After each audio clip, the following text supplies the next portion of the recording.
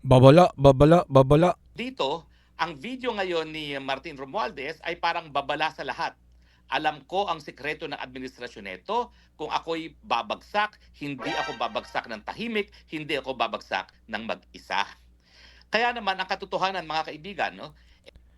Magandang gabi po, magandang oras po sa inyo dyan mga kababayan, mga kabonet. Ito po ay napakatinding reaksyon ni Attorney Harry Roque dito sa video ni former Speaker Martin Romualdez. So nakita ko ito kaya tayo po ay magre-react at pakinggan natin dahil bakit kaya ganito? Ano kaya ang tunay na dahilan bakit lumabas yung video na yon? Kasi di ba matagal na buwan nananahimik tapos biglang lumabas ito at mukhang may nalalaman si Attorney Rocky about sa paglabas kasi no ito mas maganda pakinggan natin mismo. Mukhang galit na galit na galit na galit talaga si Attorney Harry Roque at talagang nakasubaybay sa lahat ng maiinit na balita na lumalabas dahil yung video na yun ay sinen sa kanya pero hindi niya plini bagkus nag-react siya ngayon. Ito, maganda to. Mainit-init pa talaga ito. Pakinggan natin. Then don't forget to like and put your comment below para basahin natin. Ay, Ito. magandang araw po uli sa inyong lahat. Alam ko, nakatapos lang nung aking spokes hour. Kanina lamang ng mga alas 7 dyan sa Pilipinas. Pero syempre, merong breaking news at kinakailangan tayo'y magkomentaryo. Breaking Pero news. bago tayo magkomentaryo doon sa video ni Martin Romualdez na tinatakot ang lahat na kapag siya ay bumagsak, dadalhin niya lahat sa impyerno, ano bang mga pangyayari ngayon na lumalabas na dahilan kung bakit ganyan ang sinasabi ngayon ni Tambaluslos? Well, para sa inyong kaalaman, mainit na balita pa, Hmm. kakasampa lang po na kaso para sa plunder laban kay Martin Romualdez O di ba? Ito yung sinabi niya, according sa kanya, ito ang dahilan. Sinampahan ng kasong plunder. sa Sandigan Bayan. At ito nga po ay narapol sa 7th Division. Ito po ay matapos tanggihan ng Office of the Ombudsman na bigyan ng permiso itong si Tambaluslos na bumiyahe sa Singapore dahil kinakailangan daw siya mag-follow up ng kanyang angioplasty sa Singapore. Alam niyo naman yung angioplasty, may ganyan din ako, hindi naman kinakailangan mag-Singapore. No? Yung misis ko may ibang karamdaman, kaya kinakailangan mag-Singapore. Pero angioplasty, kayang-kaya na yan sa Pilipinas. Kaya naman talagang kaduda-duda talaga ang dahilan ni Tambaluslos na gusto pa niyang pumunta ng Singapore. Pero importante po itong dalawang bagay nito para maintindihan kung bakit nag-record ng ganyang video recording si Tambaluslos. Ang lumalabas Naalala ko dati, di ba si Saldico yung nag-record. Ngayon, akala ko si Saldico lang yung magre-record, sumunod din pala siya. At ang nabanggit kasi niya ay ayaw niyang maging scapegoat. Okay? Tuloy natin itong paliwanag ni Attorney Harry Roque. po ngayon, ang ombudsman sinampahan na siya ng kaso na plunder, non-bailable dahil nga po sa flood control scam. At dahil dito, ang video ngayon ni Martin Romualdez ay parang babala sa lahat. Alam ko ang sikreto ng administrasyon nito. Kung ako'y babagsak, hindi ako babagsak ng tahimik, hindi ako babagsak ng mag-isa. Kaya naman ang katotohanan mga kaibigan, no, may nagpadala sa akin na hindi ko alam kung sino ng video na yan. Ibig sabihin, kabahagi yan ng PR, public relations. Ang gusto nung nagpadala sa akin, i-play ko sa aking Facebook. Pero nang pinakinggan ko kung ano yung pinadala sa akin, sabi ko, abay, itong si Martin Romualdez, pagkatapos magnakaw at ngayon, lidalaglag ng kanyang pinsan, abay, gusto maging hero. Well, sa loob ko po, imposible po siyang maging hero. Kasi napakataas po na kanyang rangko, pinsan pa siya ng presidente para sabihin niya na hindi siya nagkasala dito sa flood control scam at sa iba pang mga kababalaghan na nangyari sa ating pangtaunang budget. So ang ginagawa po ni Martin Romualdez ay talagang isang pagbanta. Kapag ako linaglag ninyo, ilalaglag ko kayong lahat. Ayan po mga kabonis, mga kababayan, pansamantalang puputulin ko ano po ang reaksyon nyo po doon sa katagang yon na kapag ilaglag, ilalaglag ko kayo. Ito yung sinabi ni Attorney Harry Roque. Ano po yung ibig sabihin yun para sa inyo? Tuloy po natin. Sabihin, naglalaglaga na ang mga magnanakaw. At kaya naman hindi ko po pinilay yung video ni Martin Romualdez kasi ayaw ko maging bahagi ng awayang magnanakaw. Darating at darating naman talaga mga punto, kayong mga magnanakaw, magbabakbakan. Dahil kayo, gusto ninyo, hindi kayo papasok ng kulungan, samantalang ang katotohanan yan, hindi po pwede na papasok lamang sa kulungan ang Marcos Bangag.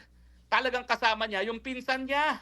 Dahil in the first place, kaya naman na-control ng Grabe. mga bangag ang Malacanang, ang Kamara de Representante, ay dahil doon sa pag-uutos na rin ng bangag na gawing speaker itong si Martin Romualdez. Eh ikaw naman Martin, wag mong sabihin naman na sunod-sunuran ka. Pwede ba? Sa dami ng iyong kayamanan, wag mo namang sabihin na napakagaling mo sa negosyo. Eh magkasama lang tayo sa UP College of Law. Alam ko, marami nang nanakaw ang tatay mo, pero imposible rin na yung mga kayamanan mo ngayon eh dahil sa kagalingan mo sa negosyo. Eh pare-pareho tayo magkakakilala, pare-pareho naman tayo maka-eskwela sa UP College of Law. Wala ka namang napakatinding talento para maging negosyante, maging ganyan kang kayaman na ang balita ko, 6-6 na ngayon ang bahay mo sa Forbes Park. Bukod pa doon sa namana mo na 1 hektarya dyan sa ama mo na alam naman natin ay nagnakaw din sa Kabanang Bayan. So ibig sabihin, hindi po nagpapahiro yung Martin Romualdez na yan. Nagbabantayan na kapag ako'y linaglag ninyo, dadaling ko kayong lahat sa impyerno. Pues, anong sagot ko sa iyo, Martin? Dalin mo na silang lahat sa impyerno. That's where you all belong. Hindi po pwede na ikaw ikikilalaning hero. Imposible. Dahil sa totoo lang, ikaw ay kinikilala ng mga pinsan mong bangag na ikaw talaga yung financier ng eleksyon. Ilang beses ko narinig yan sa bibig mismo ng mag-asawa na talaga ang laki na utang na loob nila sa iyo dahil yung kalang gasto sa eleksyon, ikaw palagi sumasagot. So tama, dali mo sila sa impyerno. Siguro, pag ikaw ay talagang kinaladkad mo sila sa impyerno, baka mapatawad ka pa ng taong bayan. Mga kababayan, mga kabonit, mukhang tila dito natin masasabi na ang politika ay napakarumi, no? Minsan hindi natin alam kung sino ba talaga ang paniniwalaan natin, pero dito makikita natin sa mga ebidensya sa magaganap na investigasyon. Okay? So ayan po mga kababayan, mga kabonets, ang dami pong lumalabas, mga opinion, reaction, no? May bangayan, siraan, tirhan, tulad ng mga to. Pero alam naman natin yung issue dito about doon sa Ghost Project. Ngayon, suriin natin at aabangan natin talaga kung ano yung kung saan yung ebidensya, kung paano mag-investigate itong nasa Senado.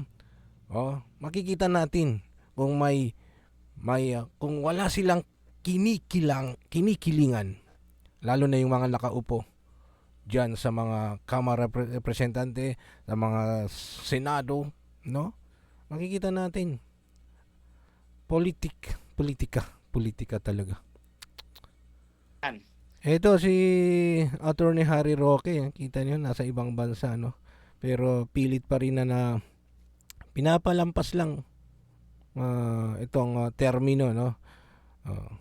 Pero wag na wag kang magkakamali ha, na isipin na ikaw titingalain bilang isang martir, bilang isang bayani. Hindi. Kapwa magnanakaw kayo ng iyong pinsan at lahat kayo kinakailangan magsama-sama talaga sa impyerno. At ako talagang personal ang galit ko sa iyo dahil yung pahirap sa akin dyan sa WAD committee na yan. Alam niyo po, masama ang loob ko kasi nung estudyante kami, walang pumapansin dyan sa UP College of Law dahil sa Romualdez. At kami naman ay pumasok ng College of Law 1986. Kinaawaan ko yan, kaya pinapansin ko yan. Hanggang ngayon, yung payong ko, naiwan ko doon sa bahay niya sa Forbes Park, di ba pinabalik sa akin. Alala ko yung payong. Yung doon sa flood control, lumabas yung issue na dahil sa payong, nagustuhan yung payong, binili na yung mamahaling sasakyan. Eto, kinuwento niya naman, naiwan niya yung payong sa bahay. Dapat ang balik niya sa akin isang factory ng payong sa dami namang nananakaw ng kanyang angkan. Pagkatapos, yun nga po. So kinilala ko siya bilang kaibigan, miski ang dugo ko talaga anti-Marcos. Dahil naawa naman ako, ganyan ako eh. Basta kinaawaan ko, aping-api siya sa UP noon. Dahil siyempre, panahon ng anti-Marcos noon. At alam nyo, tinuring ko talaga siyang kaibigan. Kaya nga, yung mga kawalangyaan na ginawa sa akin ng WAD Committee, lahat yun ginawa nila dahil sa pag-uutos niya. Hindi naman tumawag na personal ang bangag sa mga congressman para sabihin pahirapan nyo, tagtarin nyo yung Harry Roque. Siya ang nag-utos sa WAD committee. At Martin, wag ka magsisinungaling dahil pare-pareho tayong naging kongresista. At ang mga kasama natin sa kongreso nagsabi sa akin, napakawalang yamo, wala kang utang na loob, maubos ka ngayon, masunog ka ngayon sa impyerno, and I will have no Mhm. pity for you. That's what you deserve. Sorry for that. Malitsong ka dyan kasama na iyong pinsan at ang iyong buong angkan. Kung meron pa kang lugar na mas matindi pa sa impyerno, doon ka dapat pumunta. At wag na wag kang mag-iisip na titingin ka namin bilang bayani. Pweh! Goodbye. Good read. Nako, mukhang talagang itong galit na galit itong pahayag ni Attorney Harry Roque. So, no comment. Hindi ko alam kung ano yung personal nyong galit o ano yung personal nyong pinagsamahan noon o sa ngayon. Ano man yan. Bahala na po kayo dyan kung paano nyo. Total, parehas naman po kayo na politician. No? Dance, magsama-sama kayong mga magnanakaw na angkan. Pasensya na po kayo. Kinailangan ko lang ilabas ang buwisit ko sa Martin Romualdez na yan. Okay, nilabas lang niya yung kanyang damdamin kasi siguro baka magkakasakit din siya kapag hindi niya nilabas. Pasensya na po. Pero magpapalamig na po. Ayan, humingi din po siya ng pasensya doon sa kanyang sinabi, no? Ito nga mga kababayan, mga kabonets, no? Normal lang po ito na nangyayari dito sa mga koponan ng mga politician, no? So, ang topic kasi dito ay yung about doon sa flood control. Bawat isa ay magsigawa ng shield o kaya ibig sabihin para mai-defend ang sarili. Pero sa ating mga kababayan, hindi biro yung nawalan na pera ng kaban ng bayan na galing sa maliliit na tao. So, kailangan talaga tignan natin yung mga nag-iimbestiga, paimbestigahan nila kung saan dadalhin ng ebidensya, then dapat managot yung dapat managot. Kung meron na kayong mga personal na away, bahala na po kayo dyan about sa personal na away po ninyo. Pero anyway, ito po ay info. Ano po yung masasabi niyo mga kabonets, mga kababayan dito sa sagot ni reaksyon ni Attorney Harry Roque kasi naging mainit na balita yung video na kumalat sa social media, itong video ni former Speaker Romualdez. Okay, so yan lang muna mga kabonets, mga kababayan. Maraming salamat sa panonood. Feel free na maglagay po kayo ng komento o kayo mag-like para sa mga susunod pang i-upload natin. Ito po, kung ano pong mga lumalabas na connected dito sa nagaganap sa ating lipunan, lalo na sa Kamara de Representante, sa ating mga government official, mga senator, mga congressman, itong about sa katiwalian, and dapat sa susunod meron din yung mga magagandang balita, no, na kung anong mainit, yun yung i-upload natin. So, dalangin ni Kuya Bonete para sa inyong lahat, katagumpayan para sa negosyo, sa trabaho natin, at safetyness sa ating pagbibiyahe. Good health po sa ating lahat. God bless you dahil tayo muna ay pansamantalang Tara na magpudot, kaya